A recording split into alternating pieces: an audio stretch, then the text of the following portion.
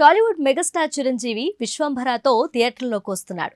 Dynamic director మల్లీడి Vashishtha ఈ మూవీని ప్రతిష్టాత్మకంగా తెరకెక్కిస్తున్నారు.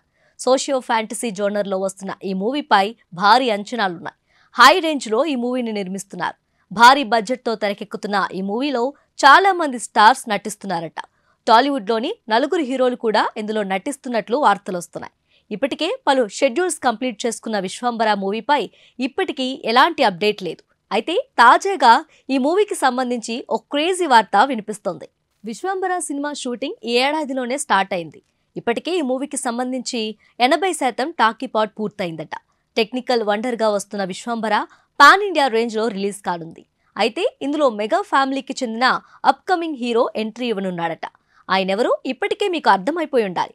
పవర్ స్టార్ పవన్ కళ్యాణ్ కొడుకు అకిరానందన్ ఈ మూవీలో ఒక గెస్ట్ రోల్ చేయనున్నట్లు టాక్ వినిపిస్తుంది.